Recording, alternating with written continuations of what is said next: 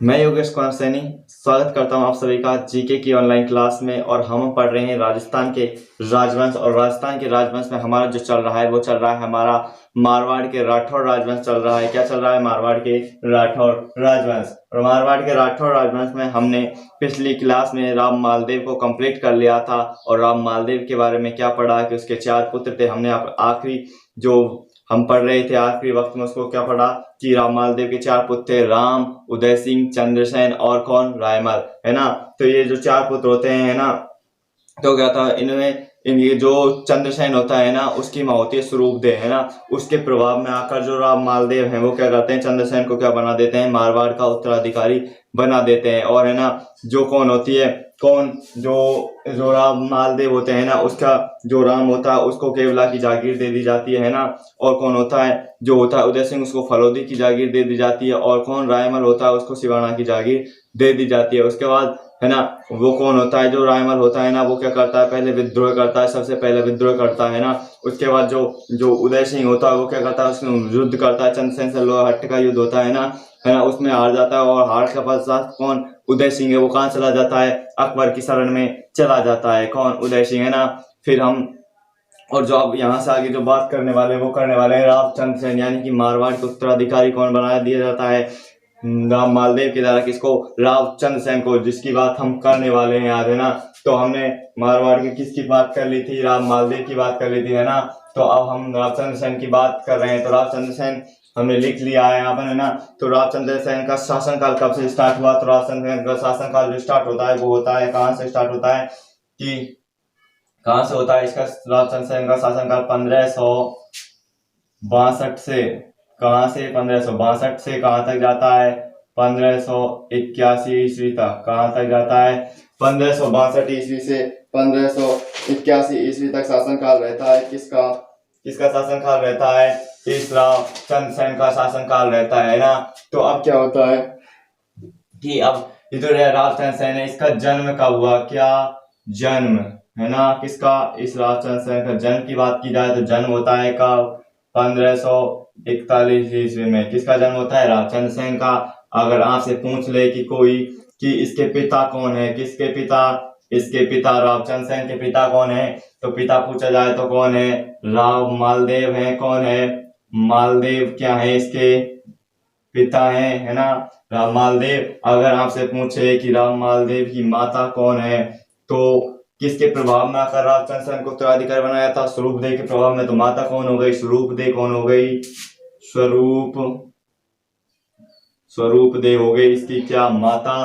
किसकी? रामचंद्र सेन की। अब क्या कहा जाता है कि रामचंद्र सेन के बारे में जो बातें मिलती है, क्या इसको अनेकों उपाधि दी गई है। किसको? रामचंद्र सेन की क्या है? अनेकों उपाधि हैं। इसको, है ना, अनेक नामों से जाना जाता है। कि पूछा जाता है इतिहास में कि मारवाड़ का भोला बिसरा राजा कौन है ना, कहा जाता है। और क्या कहा जाता है इसके बारे में? ये भी कहा जाता है कि प्रताप का क्या है? ये अग्रगामी है। कौन? ये रामचंद्र सेन प्रताप का पथ प्रदर्शक है, ये भी कहा जाता है ना। कौन? ये रामचंद्र सेन है, ठीक है। और क्या? तो मैं इसकी क्या लिख देता हूँ? इसकी उपाधि लिख देता हूँ। किसकी? रामचंद्र सेन की क्या लिख देता हूँ? उपाधि, है ना। तो इधर लिख देता हूँ मैं इसकी उपाधि, ठीक है। तो इधर कर दी हमने इसकी उपाधि, ठीक। तो उपाधि क्या क्या है इसकी? पहली उपाधि की अगर बात की जाए, किसकी उपाधि की बात कर रहे हैं हम? रामचंद्र सेन की उपाधि की बात कर रहे हैं ना।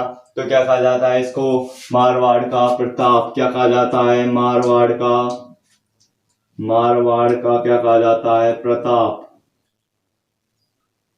मारवाड़ का प्रताप कहा जाता है। किसको कहा जाता है? मारवाड़ का प्रताप। रामचंद्र सेन को और क्या कहा जाता है? प्रताप का अग्रगामी कहा जाता है। क्या कहा जाता है? प्रताप का अग्रगामी कहा जाता है। और क्या कहा जाता है? प्रताप का पथ प्रदर्शक कहा जाता है। क्या कहा जाता है? प्रताप का पथ प्रदर्शक।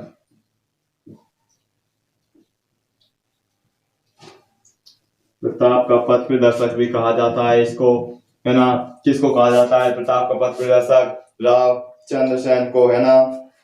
और क्या कहा जाता है इसको? मारवाड़ का भूला बिसरा राजा कहा जाता है। क्या कहा जाता है इसको? मारवाड़ मारवाड़ का भूला बिसरा राजा, क्या भूला बिसरा राजा?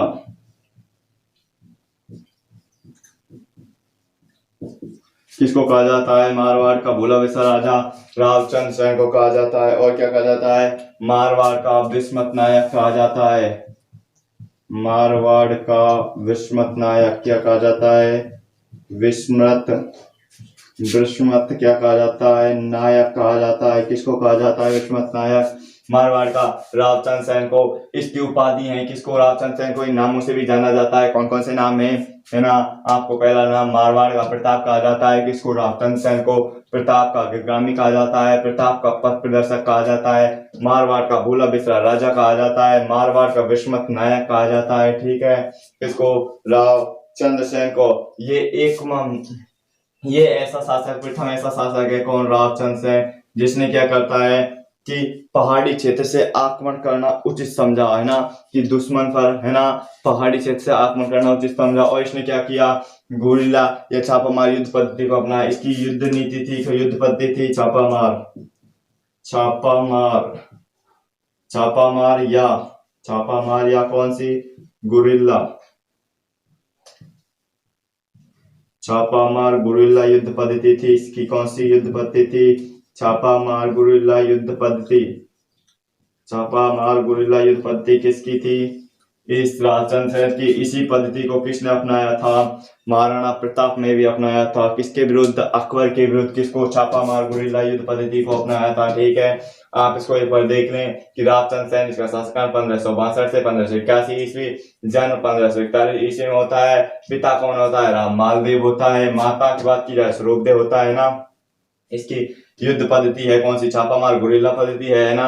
अगर इसको पूछा जाए इनको रावचंद्र सेन की उपाधियां क्या है या इनको किस नाम से जाना जाता है, तो मारवाड़ का प्रताप, प्रताप का अग्रगामी, प्रताप का पथ प्रदर्शक, मारवाड़ का भूला बिसरा राजा, मारवाड़ का विस्मत नायक के नाम से भी जाना जाता है। किसको जाना जाता है? रावचंद्र सेन को। ठीक है, आप इसके स्क्रीनशॉट ले सकते हैं, मैं इसको मिटा रहा हूँ ना। ठीक है, तो हम अगली बात करें तो रावचंद्र सेन का है ना क्या होता है? इसके बाद क्या होता है? रावचंद्र सेन का क्या होता है? युद्ध होता है। किसके साथ युद्ध होता है? अपने भाई, जो अपना भाई है इसका, कौन? जो बड़ा भाई है कौन? राम, उसके साथ क्या होता है? इसका युद्ध होता है। किसका युद्ध होता है ना? किसका युद्ध होता है? रावचंद्र सेन का युद्ध होता है। इसका भाई कौन है? सबसे बड़ा भाई आप सभी जानते ही होंगे, उसका भाई कौन है? राम है ना। तो इधर रावचंद्र सेन का इधर लिख देते हैं हम भाई, है ना। इधर लिख दिया हमने भाई, है ना। क्या? भाई कौन हो गया? भाई हो गया कौन? राम, है ना। ये क्या है? रावचंद्र सेन का क्या है? भाई है ना। ये क्या करता है कि इस पर आक्रमण करता है ना, विद्रोह करता है, तो यहाँ इससे पराजित हो जाता है। रावचंद्र सेन से राम पराजित होता है। पराजय के पश्चात ये चला जाता है कहाँ? दिल्ली होता है। इधर क्या होता है? दिल्ली में कौन होता है? अकबर। कौन होता है? अकबर होता है। ये चला जाता है अकबर के पास चला जाता है कौन? ये राम। रावचंद्र सेन का भाई कौन है? राम है। ये इससे युद्ध करता है, जब पराजित हो जाए उसके बाद राम का चला जाता दिल्ली अकबर के पास। इसके पास पहले ही इसका एक दूसरा भाई कौन, जिसकी हमने बात की थी, कौन? उदय सिंह। वो पहले से इस अकबर के पास में रहता है, इसकी शरण में पहले से आया हुआ है। अब इसका दूसरा भाई जो राम भी अकबर की शरण में चला गया है। ठीक है, तो क्या होता है जब ये क्या बोला अकबर शरण ज्यादा जाता है, तो अकबर क्या करता है? अपने एक सेना इस पर आक्रमण करेगा। किसका? रावचंद्र सेन पर। इसका सेनापति है कौन? अकबर का सेनापति हुसैन कुली खां। कौन होता है? हुसैन कुली खां के नेतृत्व में सेना भेजता है कौन? अकबर। और हुसैन कुली खां सेना ये इस पर क्या करता है? आक्रमण करता है। क्या करता है? आक्रमण करता है। कौन करता है? हुसैन कुली खां आक्रमण करता है, अकबर का सेनापति, और आक्रमण करता है किस पर? रावचंद्र सेन पर। तो क्या होता है? ये रावचंद्र सेन है यहाँ से भाग कर चला जाता है कहाँ पर? भद्राजून चला जाता है। भद्राजून चला जाता है। कौन चला जाता है ना? कौन चला जाता है? भद्राजून चला जाता है। वो कौन चला जाता है? भद्राजून जो जाता है वो जाता है कौन? रावचंद्र सेन। कहाँ चला जाता है? बद्रजून है ना। बद्रजून कहाँ पर है? जालौर में है। कहाँ पर है? जालौर। जालौर में क्या है? बद्रजून है। यहाँ पर चला जाता है कौन? ये राजचंद्र सेन। किससे युद्ध होने के पश्चात अकबर के सेनापति हुसैनकुली से युद्ध होता है, तो वहां से कहाँ चला जाता? बद्रजून चला जाता है। ठीक है। राजचंद्र सेन का भाई राम है ना, राम से युद्ध होता है तो राम को पराजित हो जाता है ना।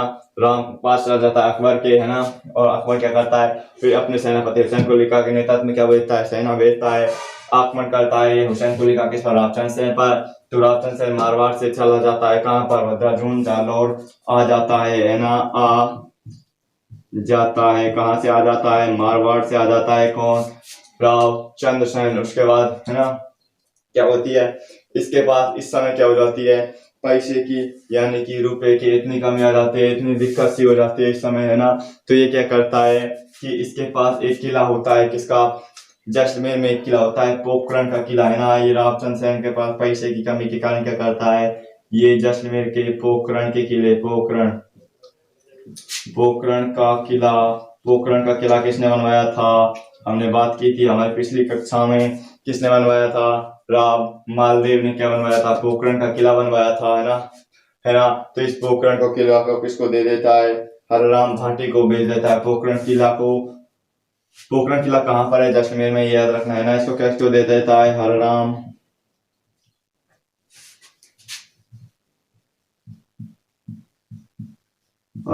भाटी को क्या कर देता है? भाटी को बेच देता है। को बेच देता है। कौन बेच देता है? हरराम भाटी को बेच देता है। हरराम भाटी को कौन बेच देता है? पोखरण का किला। ये कौन? रावचंद्र सेन पोखरण का किला हरराम भाटी को बेच देता है, क्योंकि इसके पास इस समय क्या हो जाते हैं? पैसे रुपये की क्या हो जाती है? कमी हो जाती है ना। तो इसलिए मजबूरी में यहाँ पर इसको इसको क्या करना पड़ता है? पोखरण के किले को क्या करना पड़ता है? बेचना पड़ता है। ठीक है। और क्या करता है ये? इसके रावचंद्र सेन के पास अपने पिता कौन? राम मालदेव की क्या होती है? एक मणि भी होती है ना। नीलमणि या लालमणि, है ना। वो होती है ना। कौन सी? लालमणि होती है ना। तो उसको भी क्या कर देता है? वो किसको दे देता है? उसको अपने भाई किसको? उदय सिंह को दे देता है। 60,000 रुपयों में किसको भेज देता है? अपने भाई उदय सिंह को दे देता है। इतने कमी आ जाते हैं। इसके बाद क्या होता है? फिर हम बात करते हैं यहाँ से आगे, है ना। तो इससे बाद क्या होगा? अब हम बात करेंगे सीधी किसकी? नागौर दरबार की बात करेंगे। कब? 1570। नागौर दरबार कब लगता है? आपको सभी को पता होगा शायद, है ना, कि नागौर दरबार लगता है 1570 ईस्वी में। ठीक है। इसमें नागौर दरबार कौन लगाता है? अकबर के द्वारा लगाया जाता है। ठीक है। अकबर का अकबर द्वारा नागौर दरबार कहाँ लगाया जाता है? कि नाम से ही पता लग रहा है नागौर दरबार है, तो कहाँ लगेगा? नागौर में ही लगेगा। कौन सा दरबार? नागौर दरबार। ठीक है। तो हम लगा देते हैं क्या? नागौर दरबार। इधर राजचंद्र सेन है ना, इसको थोड़ा सा देर क्या कर देते हैं? इसको मिटा देते हैं इधर से, है ना। ठीक है। राजचंद्र सेन को हमने यहाँ से मिटा दिया, है ना। अब इधर लिख दिया हमने अकबर अकबर का नागौर 1570 ईस्वी में नागौर दरबार। क्या? नागौर दरबार।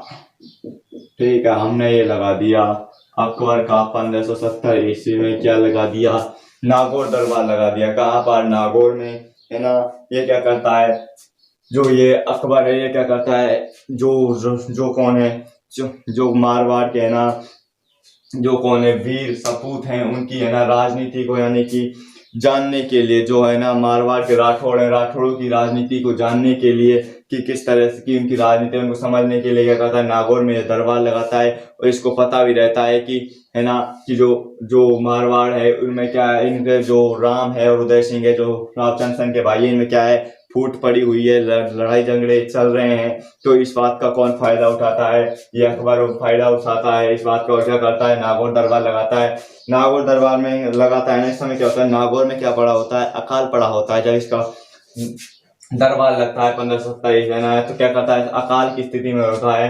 तो क्या करता है? ये अकबर क्या बनवा देता है? अपने सैनिकों के लिए क्या बनवा देता है? एक तालाब का निर्माण करता है जिसका नाम होता है शुक्र तालाब। क्या? अकबर के द्वारा यहाँ पर क्या बनाया? अकबर ने शुक्र तालाब का निर्माण किया। अकबर ने शुक्र तालाब का निर्माण किया। निर्माण किया। क्वेश्चन के पूछा जाता है कि नागौर दरबार के समय कौन से तालाब का निर्माण किया गया था, तो शुक्र तालाब का निर्माण किया गया था अकबर के सैनिकों के द्वारा, है ना। कौन से तालाब का? शुक्र तालाब का निर्माण किया गया था। और क्या करता है ना, ये अकबर जो आता है नागौर में 1570 ईस्वी में अपनी एक नीति के साथ आता है। इसकी कौन सी नीति होती है? सुलह कुल की नीति होती है। कौन सी सुलह कुल की नीति? क्या है? अगर या तो अकबर की सुलह कुल की नीति का आशय है कि या तो मेरी अधीनता स्वीकार कर लो या मुझसे युद्ध करो, है ना। ये होती है अकबर की सुलह कुल की नीति। इसकी किस नीति के साथ आता है? इसकी नीति की अगर बात की जाए इसकी, तो सुलह कुल की नीति कौन सी? सुलह कुल की नीति थी। किसकी नीति थी? सुलह कुल की। इस अकबर की क्या थी? नीति थी। इसके साथ आया था कहाँ पर? नागौर के अकबर नागौर दरबार लगाता है ना, नागौर के अंदर। तो क्या होता है, जैसे ही ये नागौर में आता है तो क्या होता है कि कई जो राज्य हैं ना, उनके क्या होते हैं, शासक हैं, जो इस अकबर के क्या कर लेते हैं, अधीनता स्वीकार करने के लिए कहाँ आते हैं? नागौर दरबार में आते हैं, है ना। वो अधीनता स्वीकार भी करते हैं। उनमें कौन कौन होता है वो मैं बताता हूँ आपको, है ना। तो कौन होता है जो अधीनता स्वीकार करते हैं? अधीनता स्वीकार करने वाले, है ना, कौन? बीकानेर के। सबसे पहले हम बात करें कहाँ की? बीकानेर के कौन होते हैं? बीकानेर के कल्याण कौन होते हैं? बीकानेर के कल्याणमल ने अधीनता स्वीकारी। बीकानेर कल्याणमल ने अधीनता स्वीकारी। क्या स्वीकारी? अधीनता स्वीकारी। किसकी अधीनता स्वीकारी? अकबर की अधीनता स्वीकारी। और इस कल्याणमल के क्या थे? पुत्र थे दो। क्या थे? पुत्र थे। क्या? पुत्र थे दो। एक का नाम था रायमल, है ना। एक का नाम था क्या? पृथ्वीराज राठौड़ है ये, ठीक है। पृथ्वीराज चौहान नहीं है, ये बीकानेर के हैं ना। बीकानेर में भी क्या है? राठौड़ की एक शाखा है, ठीक है ना। ये इन दोनों की क्या हो जाती है? नियुक्ति हो जाती है कहाँ पर? अकबर के दरबार में। ये भी अधीनता स्वीकार कर लेते हैं क्योंकि बीकानेर के इनके पिता हैं कौन? कल्याणमल। ये अधीनता स्वीकार कर लेते हैं किनकी? अकबर की, ठीक है। और क्या उन्होंने, ये बीकानेर के शासक है कौन? कल्याणमल। और कौन अधीनता स्वीकार करता है वो बात करें तो कौन होता है अधीनता स्वीकार करता है जो इसमें, है ना। और जो दूसरा होता है वो होता है कौन? जैसलमेर का। हम बात करें कहाँ की? जैसलमेर का हरराम भाटी ने स्वीकारी। हरराम भाटी ने अधीनता स्वीकारी।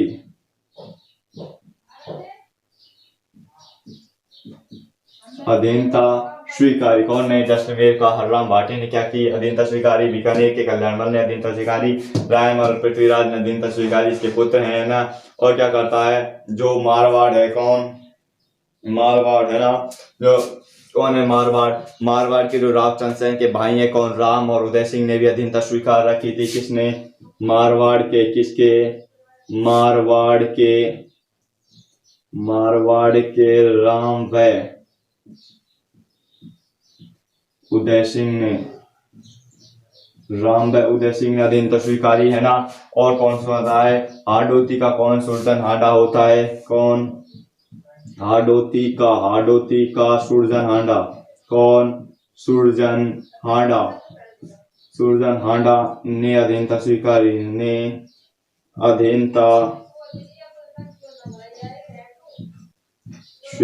किसने स्वीकारी?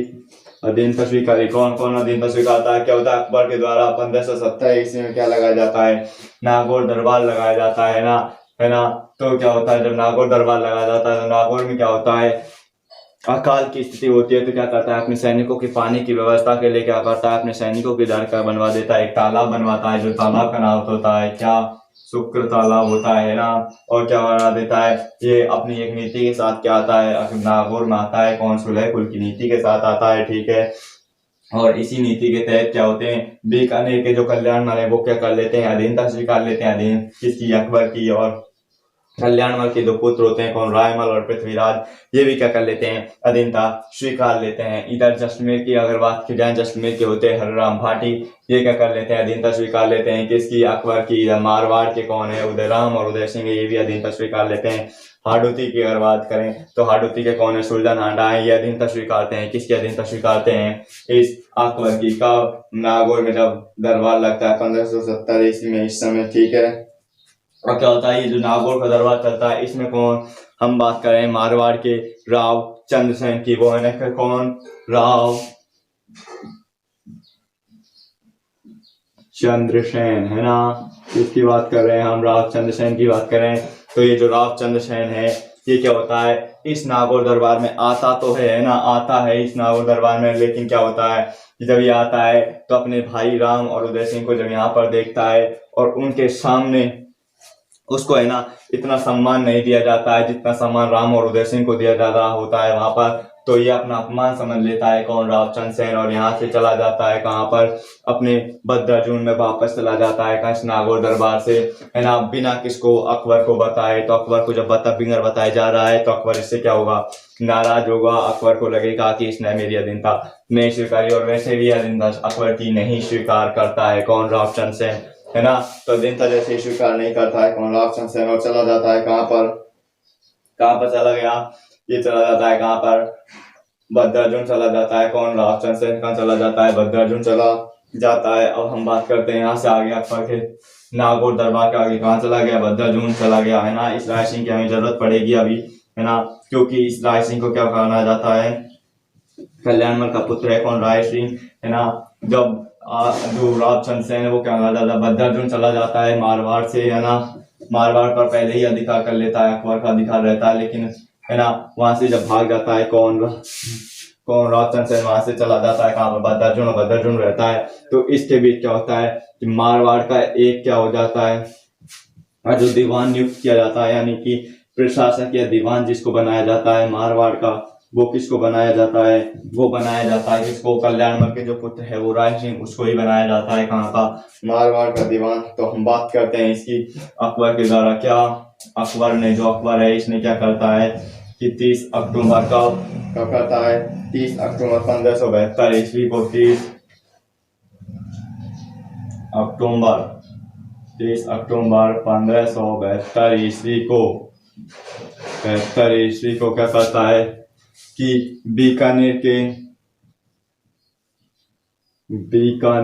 के कौन है, रायमल, बीकानेर के रायमल को राय सिंह है कौन है, बीकानेर के कौन है, बीकानेर के जो है कौन, राय सिंह, कौन, राय सिंह है, कौन है, बीकानेर के राय सिंह है, ये याद रखना कौन है, बीकानेर के राय सिंह है ये, ठीक है ना।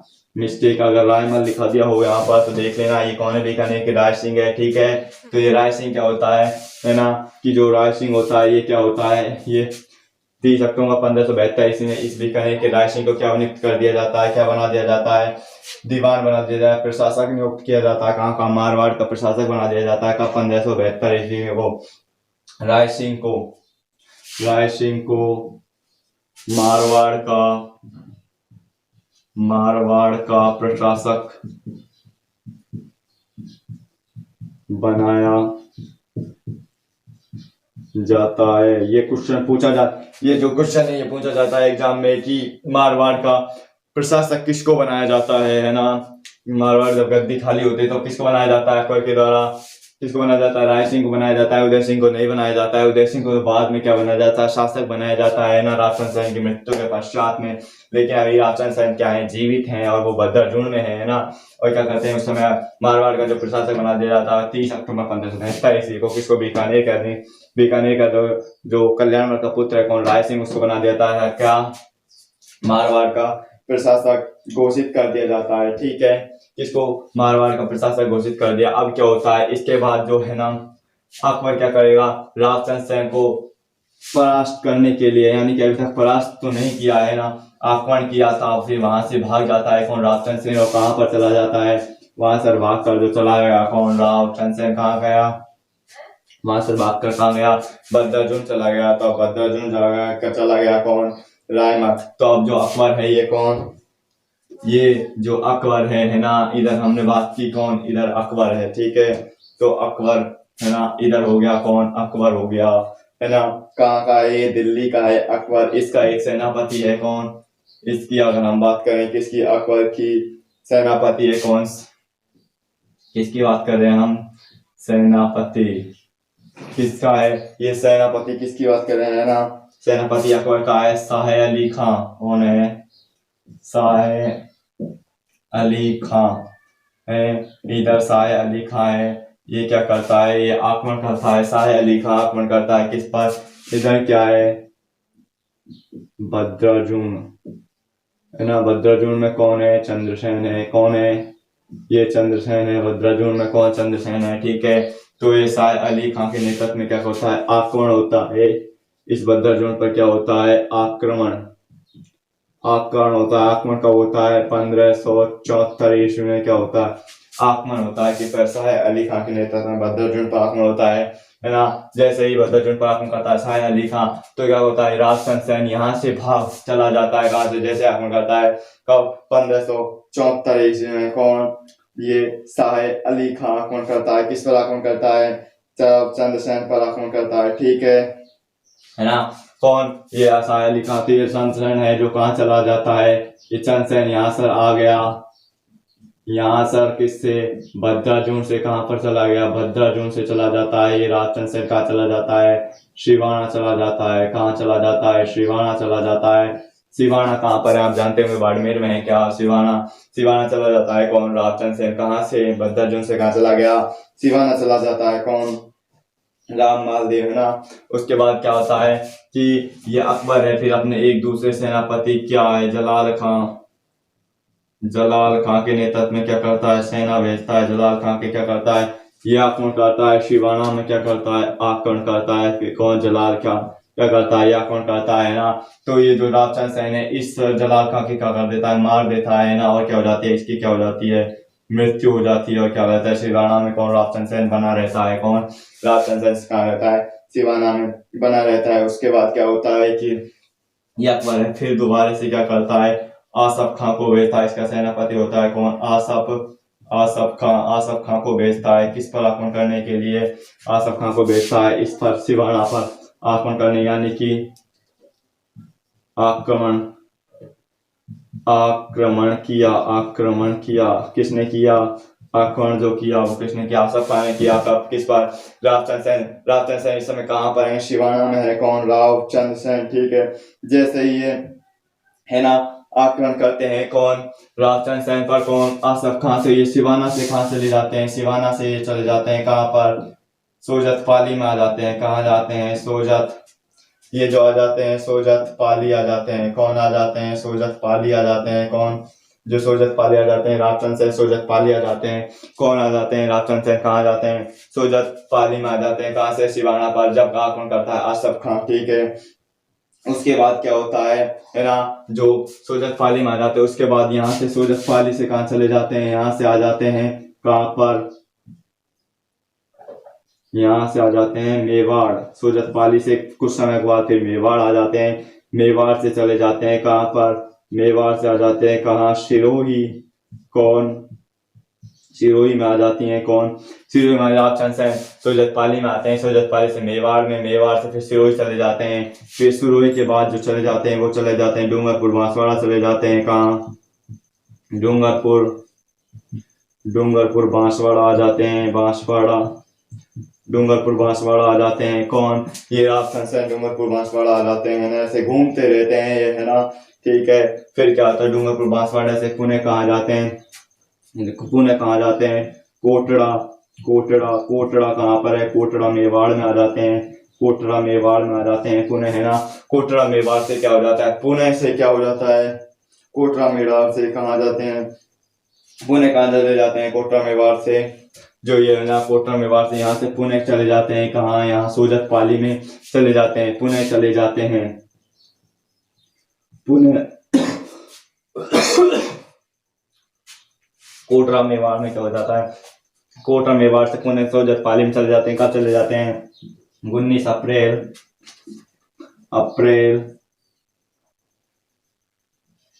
19 अप्रैल 1579 ईस्वी को क्या चले जाते हैं, पुणे सोजत पाली में चले जाते हैं। कौन? राव चंद्र सेन, है ना। क्यों चले जाते हैं? क्योंकि सोजत पाली में इसके जो रावचंद्र सेन के कोई सरदार होते हैं वो उनको बुला लेते हैं वापस, है ना। कहाँ पर? सोजत पाली में बुला लेते हैं, है ना। सोजत पाली में रहते हैं फिर कुछ समय तक। उसके बाद क्या हो जाते हैं, सोजत पाली से ये चले जाते हैं, कहाँ पर चले जाते हैं, सोजत पाली से आ जाते हैं कहाँ पर, ये आ जाते हैं सारण की पहाड़ियों में आ जाते हैं। कौन? सारण की पहाड़ियों में चले जाते हैं। कौन? जो रावचंद्र सेन है वो कहाँ आ जाते हैं, सारण की पहाड़ियों में आ जाते हैं। कहाँ?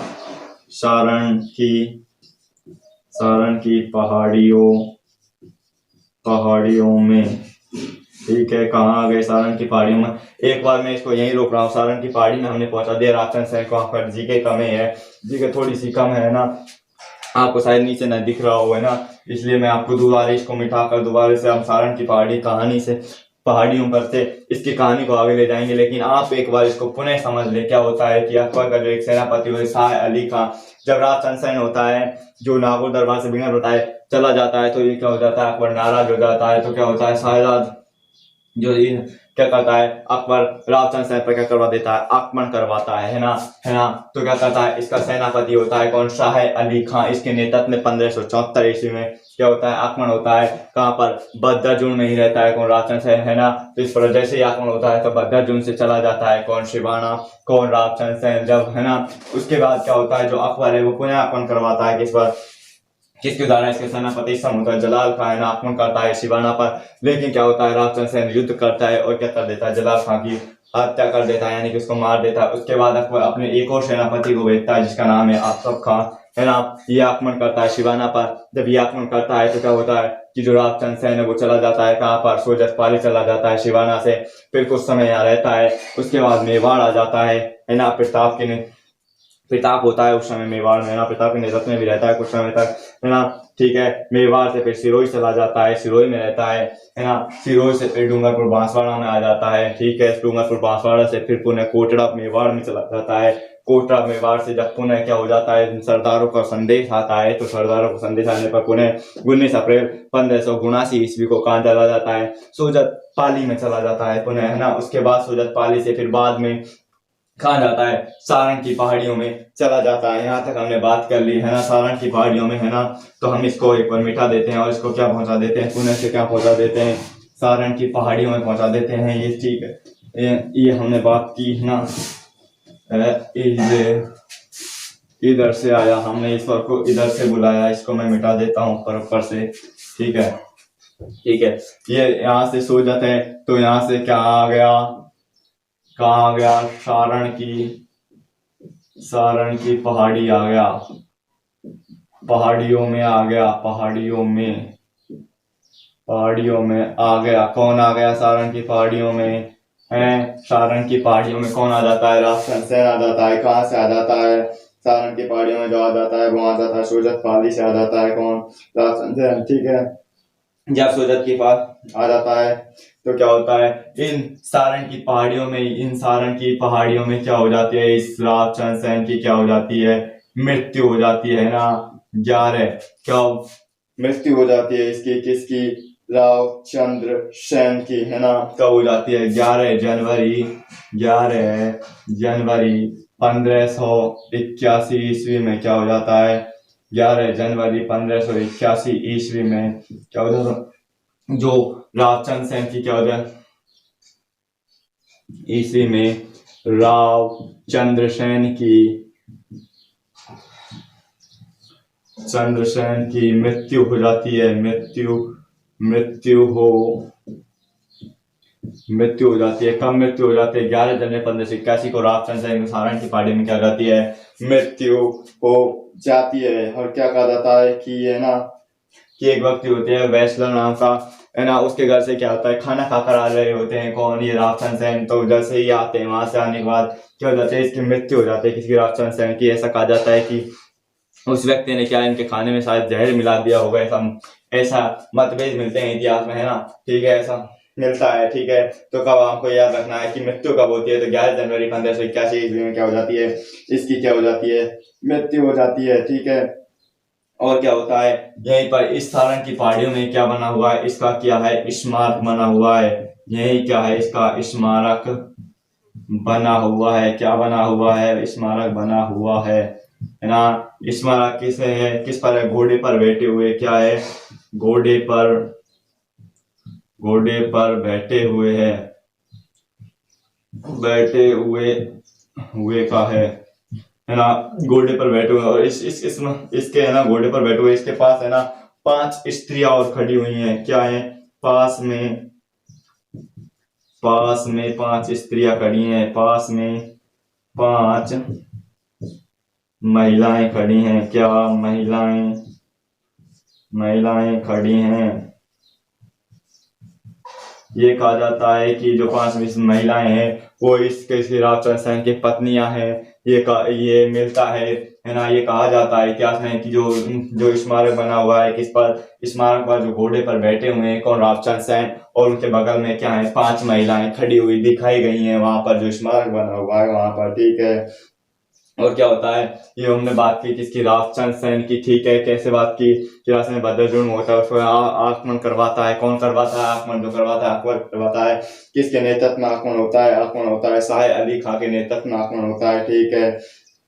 शाह अली खां के नेतृत्व में आक्रमण होता है। तो ये बता कब होता है? 1574 ईस्वी में आक्रमण होता है। चला जाता है सिवाना, उसके बाद सिवाना चल जाता है। उसके बाद कौन? जलाल खां आक्रमण करता है। जलाल खां की मृत्यु कर देता है। कौन? मार देता है उसको चंद्रसेन। उसके बाद जो आसफ खां आक्रमण करता है ना सिवाना पर, जब सिवाना में रहता है, सिवाना से सोजत पाली चला जाता है। राजचंद्र सेन सोजत पाली से मेवाड़ आ जाता है। मेवाड़ से सिरोही आ जाता है। सिरोही से डूंगरपुर बांसवाड़ा में चला जाता है। फिर कोटड़ा मेवाड़ में चला जाता है। फिर पुनः 19 अप्रैल 1579 ईस्वी को कहा जाता है? सोजत पाली में चला जाता है। और कुछ समय बाद कहा जाता है सारण की पहाड़ियों में चला जाता है सोजत पाली से। और क्या हो जाते हैं? सारण की पहाड़ियों में किसकी? राजचंद्र सेन की क्या हो जाती है? 11 जनवरी 1581 ईस्वी को राजचंद्र सेन की क्या हो जाती है? मृत्यु हो जाती है ना। मृत्यु हो जाती है। और वहीं पर सारण की पहाड़ियों में राजचंद्र सेन का क्या बना हुआ है? स्मारक बना हुआ है। घोड़े पर बैठे हुए हैं। और क्या है? इनके पास में 5 स्त्रियां हैं जो क्या है? खड़ी हुई हैं। ये भी कहा जाता है ना। इसकी मृत्यु के बाद क्या होता है? जो अकबर होता है ना, अकबर होता है वो क्या करता है? जो मारवाड़ है उसको क्या कर देता है? खालसा घोषित कर देता है ना। एक बार मैं इसको मिटा देता हूँ थोड़ा सा। क्या कर देता है अकबर? क्या कर देता है कि खालसा घोषित कर देता है। वो भी हम लिखा देते हैं यहाँ कि कौन खालसा घोषित कर देता है? अकबर। कौन? अकबर। किसको खालसा घोषित करेगा? मारवाड़ को, है ना। जो अकबर है ना वो क्या करता है? 1581 ईस्वी से 81 से 1583 ईस्वी तक क्या कर देता है? मारवाड़ को, ईस्वी तक मारवाड़ को खालसा, खालसा घोषित कर देता है।